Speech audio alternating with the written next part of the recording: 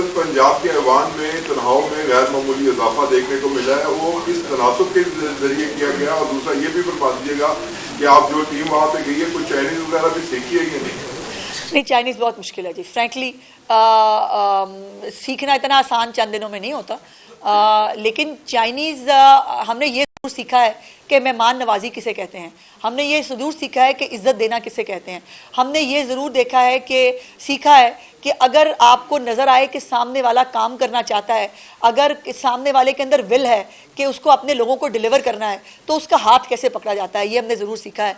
और जहाँ तक तनख्वाहों के हिसाब से आपने बात की है, ये तमाम तनख्वाहें आप देख रहे हैं विदाउट टैक्सेस। मेरे भाई ज़रा इसकी कैलकुलेशन निकाल लें कि ये जो तनख्वाहें आपको बताई गई हैं ना, कम से कम वुज़रा की तनख्वाह में मुझे पता चला है कि 3.5 लाख रुपया तो पहले टैक्स देना है जी, उसके बाद जो बाकी बचेगा।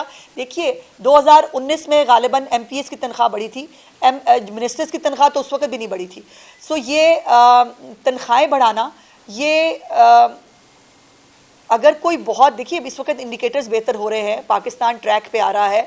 अगर फसाद थोड़ी देर के लिए कंट्रोल में हो जाए, पाकिस्तान और भी तेज़ी से तरक्की करेगा। कल शरह सूद के अंदर 2% और कमी हुई है, तो ये इसके तमाम यकीनन समरात लोगों तक पहुँच रहे हैं।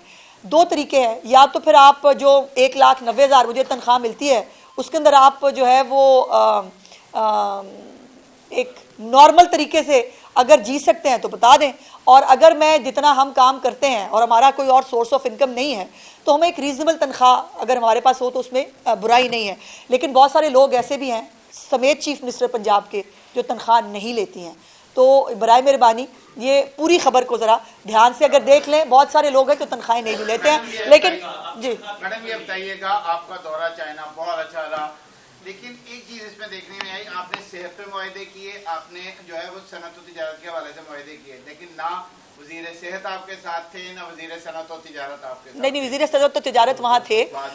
वो उनकी चूंकि अलग से मीटिंग्स प्लान थी ऑलरेडी, वो हमारी इन्वेस्टमेंट कॉन्फ्रेंस का भी हिस्सा थे।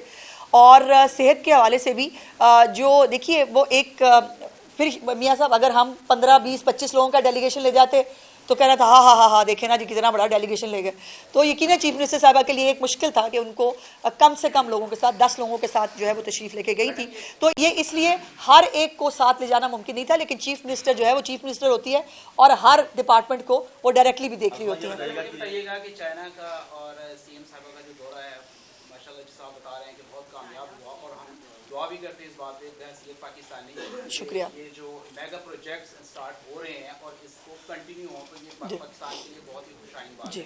सवाल मेरा ये है मैडम कि जब से पाकिस्तान मुस्लिम लीग नून की गवर्नमेंट आई है उस वक्त से लेके अब तक पंजाब के जितने भी सरकारी डिपार्टमेंट्स हैं वहाँ पे ट्रांसफर और पोस्टिंग के ऊपर बैन किया हुआ है, और जिन लोगों की जिन मुलाजमीन की रसाई है MPA या MNAs के ऊपर तो वो CM हाउस से एक लिस्ट आती है उनकी, इसके बरक्स वो उनकी ट्रांसफर पोस्टिंग हो भी रही है। तो बहुत से हज़ारों की नहीं भाई ऐसे नहीं होता, नहीं लिस्टें नहीं होता जी, लिस्टें नहीं होती। ये बात यह है कि जब चूँकि पाबंदी है तो सिर्फ चीफ मिनिस्टर ऑफिस ही एंटाइटल्ड है कि वो उस पाबंदी को जो है वो उसके जो है वो कर सके।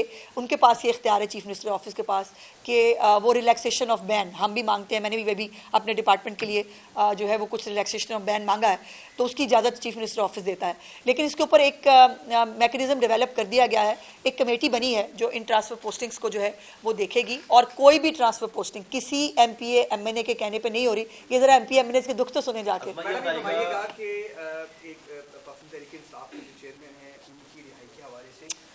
आज इसमें ना रह लें, इतनी अच्छी अच्छी बातों में ये चेयरमैन PTI को मत लाएं, आपकी मेहरबानी खामखा नहुसत आ जाएगी, छोड़े पर। बसों के हवाले से भी बात की, दिसंबर में आप कह रही है कि बसें आ रही है इको फ्रेंडली जो इलेक्ट्रिक बसें हैं, तो वो सिर्फ 27 बसें आ रही हैं और लाहौर को इस वक्त 1200 बसों की जरूरत है। उसके आगे भी आपने मेरी पूरी बात ही नहीं सुनी ना। फिर मैंने 700 बसों की बात की है कि हमारा ऑर्डर 700 बसों का है। अब उसको मुख्तलिफ मरहलों में आना है, ये मैन्युफैक्चरिंग करके वहाँ से लाना इज़ मतलब डिफरेंट है। इसीलिए चीफ मिनिस्टर साहबा ने ये उनको कहा है कि वो यहाँ पर एक प्लांट लगाएं ताकि यहीं पे मैन्युफैक्चरिंग हो और तेज़ी से मैन्युफैक्चरिंग को हमें मिल सके। तो पहला फ्लीट, मैंने गुजारिश भी यही की कि पहला फ्लीट पहुँच रहा है और जनवरी में अगला फ्लीट आएगा। इस तरह से महीनों के हिसाब से ये फ्लीट्स पहुँचेंगे। 700 बसों का फ्लीट हमें इंशाल्लाह ताला जो है वो पंजाब 700 आप बसें तो लाहौर के लिए नहीं हो सकती। नहीं सिर्फ 27 चलेंगी, बाकी तो दूसरे शहरों के लिए। नहीं ऐसा नहीं है, आपको मुझसे ज़्यादा तो मालूम नहीं होगा ना भाई साहब, ऐसा नहीं है। लाहौर मेट्रोपॉलिटन है, जो बड़े शहर हैं उनकी रिक्वायरमेंट ज़्यादा है, और ये पूरी बसों का एक फ्लीट्स का हमने एक मैकेनिज्म बनाया है। 200 के करीब जो है बड़े शहरों को बसें जो है वो जाएंगी।